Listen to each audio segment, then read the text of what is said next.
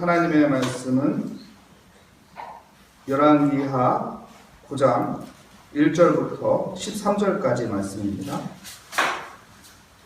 제 성경으로 구약성경 576면에 있는 열왕기하 9장 1절부터 13절까지 말씀, 저와 여러분의 순서로 교독하도록 하겠습니다. 선지자 엘리사가 선지자의 제자 중 하나를 불러 이르되 너는 허리를 동이고 이 기름병을 손에 가지고 기라라못으로 가라. 그의 이르거든 이시의 수자 요사박의 아들 예후를 찾아 들어가서 그의 문에서 일어나고 그를 끌고 올라가므로 가라. 기름병 가지고 그의 머리에 부으며 이르기를 여호와의 말씀이 내가 내게 기름을 부어 이스라엘 왕으로 삼노라 하셨느니라 하고 곧 문을 열고 도망하되 지체하지 말지니라 하니 그 청년 곧 그 선지자의 청년이 기라라못으로 간다. 그가 이르러 보니 군대 장관들이 앉아 있는지라 소년이 이르되 장관이여 내가 당신에게 할 말이 있나이다. 예후가 이르되 우리 모든 사람 중에 누구에게 하려느냐 하니 이르되 장관이여 당신에게니이다 하는지라. 예후가 일어나 집으로 들어가니 청년이 그의 머리에 기름을 부으며 그에게 이르되 이스라엘 하나님 여호와의 말씀이 내가 내게 기름을 부어 여호와의 백성 곧 이스라엘 왕을 삼으니 너는 내 주 아합의 집을 치라. 내가 나의 종 곧 선지자들의 피와 여호와의 종들의 피를 이세벨에게 갚아 주리라. 아합의 음식이 멸망하니 이스라엘 중에 매인자나 무명자나 아합에게 속한 모든 남자는 내가 다 멸절하되 아합의 집을 느바세 아들 여로보암의 집과 같게 하며 또 아하야의 아들 바하사의 집과 같게 할지라. 이스라엘 지방에서 그들이 이스라엘을 모이니 그를 장사할 사람이 없으리라 하시니라 하고 곧 문을 열고 도망하니라. 여호와가 나와 그의 주인의 신복들에게 이르니 한 사람이 그에게 묻되 편안하냐 그 미친 자가 무슨 까닭으로 그대에게 왔더냐 대답하되 그대들이 그 사람과 그가 말한 것을 알리라 하더라. 우리가 이르되 당치 아니한 말이라 사람에게 그들을 일하니 대답하되 그가 이에게 말하되 이르기를 여호와의 말씀이 내가 너에게 기름을 부어 이스라엘 왕으로 삼는다 하셨다 하더라 하니라. 우리가 각각 자기의 옷을 급히 가져다가 성돌 위 곧 예후의 밑에 깔고 나팔을 불며 이르되 예후는 왕이라 하니라. 아멘. 잠깐 기도하겠습니다. 하나님 감사합니다. 오늘 또 주 앞에 나왔습니다. 주의 말씀이 우리 인생의 길이 되기를 원합니다. 주님, 주의 말씀을 사모하는 삶이 되게 하여 주시고 또한 주님께서 인도하는 은혜의 삶을 누리게 하여 주시옵소서. 주께 감사드리며 예수 그리스도의 이름으로 기도합니다. 아멘. 오늘 본문 말씀의 이야기를 우리가 이해하기 위해서는 전체적인 또한 이스라엘 역사의 배경을 잠깐 알아야 하는 것이죠. 솔로몬 왕 이후에 이스라엘은 둘로 나누어집니다. 북쪽에는 북이스라엘, 남쪽에는 남유다로 둘로 나누어지죠. 그런데요, 북이스라엘은 계속적인 악을 행하게 됩니다. 우리가 잘 아는 오므리 왕조 그 가문을 보면요, 가장 악한 왕 하면 누구죠? 아합 왕입니다. 오므리의 아들이 아합 왕입니다. 이 아합의 아들이 누구죠? 요람입니다. 이 세 명이 줄줄이로 악을 행한 악한 나라였죠. 근데 이게 북이스라엘에만 존재하면 괜찮은데 그 이세벨의 영향으로 해서 여호사밧 당시에 그 여호사밧의 남유다 왕이었죠. 남유다 왕의 여호사밧 왕의 아들이 여호람입니다. 여호람이 그 북이스라엘 왕의 딸과 혼인을 하게 돼요. 결혼을 하게 되는 것이죠. 그래서 이 아달랴라는 여자를 통해서 또 이 남유다 역시 악을 행하게 되는 것이죠. 여호람으로 끝나는 것이 아니라 또 누구에게도까지 영향을 갑니까? 여호람의 아들 아하시아까지 악을 행하게 되는 것이죠. 그러니까 북쪽의 북이스라엘, 남쪽의 남유다 전체적으로 악으로 가득 차 있는 상황입니다. 이때 하나님께서 한 보잘것없는 선지자 제자, 그러니까 선지 생도, 지금으로 말하면은 그냥 신학교 다니는 전도사, 이런 사람을 통해서 예후에게 북이스라엘 왕으로 기름을 붓습니다. 그리고 하나님께서는 북이스라엘의 왕 요람을 처단하고 남유다의 왕 아하시아를 처단하고 그 악한 여자 이세벨을 처단하죠. 다 죽입니다. 한순간에 죽여서 없애버립니다. 하나님의 일하심을 오늘 본문에서 보여주는 것입니다. 오늘 본문을 통해서 하나님께서 우리에게 어떻게 말씀하시는지 또한 자세히 알아보면 좋겠습니다. 9장 1절 말씀에 보면 선지자 엘리사가 선지자의 제자 중 하나를 불러 이르되 너희는 허리를 동이고 이 기름병을 손에 가지고 기르아 라못으로 가라. 기르아 라못에 지금 전쟁이 있는 거예요. 북이스라엘과 아람 나라하고 전쟁이 있는 이 상황 가운데 선지자 엘리사가 한 선지자 제자, 한 선지 생도를 보내는 것입니다. 생각을 해보십시오. 예후에게 기름을 붓기 위해서 한 나라의 왕을 세우기 위해서 누가 가야 맞는 거예요? 엘리사가 가야 맞는 거 아니에요? 그 나라의 선지자로서 거물이잖아요.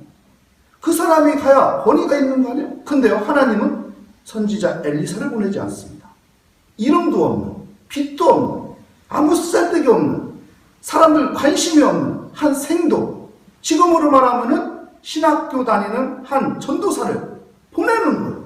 그래서 한 왕을, 그 나라의 왕을 기름 부어 세웁니다. 여러분, 여기에서 우리가 깨달아야 할 것은 무엇입니까? 하나님의 부르심에 응답하면은 하나님이 살린다는 거예요. 여러분, 하나님은 그 사람이 어떤 사람이건, 그 사람이 명성이 있건, 그 사람이 유명하건, 그 사람이 힘을 가지고 있건, 그거 중요하지 않아요. 왜요? 하나님은 그 사람의 힘을 이용하는 게 아니거든요. 하나님의 힘을 사용하는 거죠. 근데 우리는 자꾸 착각합니다. 사람의 힘으로 무엇인가 하는 것처럼 생각하죠. 그렇게 보일 뿐이에요. 사람의 힘으로 무엇인가 하는 게 아니고 하나님의 힘으로 하는 것입니다. 왜요? 역사의 주관자는 하나님입니다. 그렇기 때문에 한 이름 없는 선지 생도이지만은 이 사람을 통해서 하나님은 한 나라의 왕을 기름 부어 세우는 거예요. 하나님이 보여주고자 하는 것은 뭐예요? 세상의 힘이 아니라는 거예요. 사람의 힘이 아니라는 거예요. 하나님의 능이라는 거예요.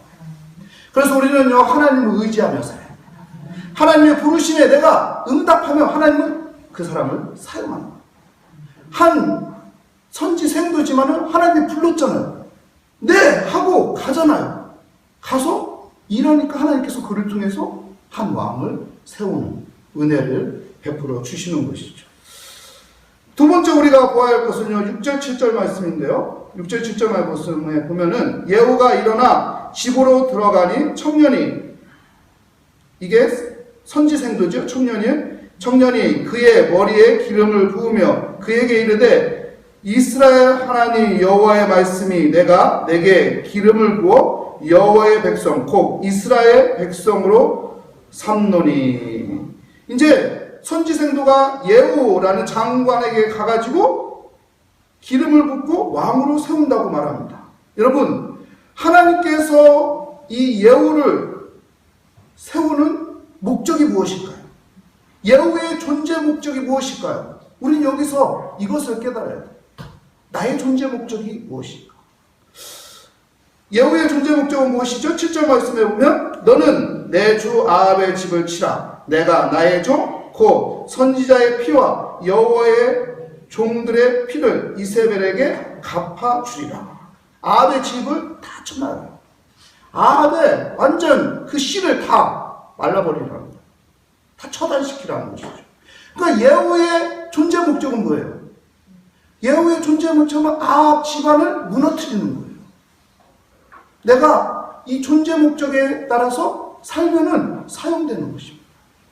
여러분, 그릇이 있어요. 이 그릇에 존재 목적이 있습니다. 이 컵에 존재 목적이 있어요. 이 컵의 존재는 뭐예요? 물을 담는 거예요. 물을 담아서 설교자가 목마를 때 이렇게 물을 공급해 줄 수 있는 존재 목적이에요. 이 존재 목적이 해당되지 않으면 쓰임받지 못하는 것이죠. 예후의 존재 목적은 아합 집안을 처단한 거예요. 이 존재 목적에 따라서 살면 되는 거예요. 여러분, 우리가 하나님 앞에서 어떤 존재로 서 있어야 합니까? 하나님께서 나에게 직분을 주고요. 하나님께서 나에게 모리아 위에 성도로 세워주고요. 하나님께서 나에게 가정을 세우고 하나님께서 나에게 직장을 줬는데 거기에서 그리스도인으로서의 존재 목적이 있단 말이에요. 그 존재 목적을 가지고 살아야 한다는 것이죠. 그랬을 때 그곳에 하나님의 은혜가 있는 것이고 하나님의 일하심이 있는 것이고 하나님의 역사가 있게 되는 것입니다. 사랑하는 성도 여러분, 하나님께서 나를 부르실 때 응답하는 믿음의 사람이 되시기를 축복합니다. 사랑하는 성도 여러분, 우리의 존재 목적이 무엇인지 분명히 알고 그 존재 목적에 맞춰서 내가 살면은 가치 있는 의미 있는 인생을 살게 되는 것이죠. 마지막으로는요, 여러분 11절 말씀해 볼까요? 11절 말씀해 보면은 예후가 나와서 그의 주인의 신복들에게 이르니 한 사람이 그에게 묻되 평안하냐. 그 미친 자가 누구를 말하는 거예요? 그 선지생도를 말하는 거예요. 그 젊은 선지생도를 말하는 것이죠. 그 미친 자가 무슨 까닭으로 그대에게 왔더냐. 대답하되 그대들이 그 사람과 그가 말한 것을 알리라 하더라.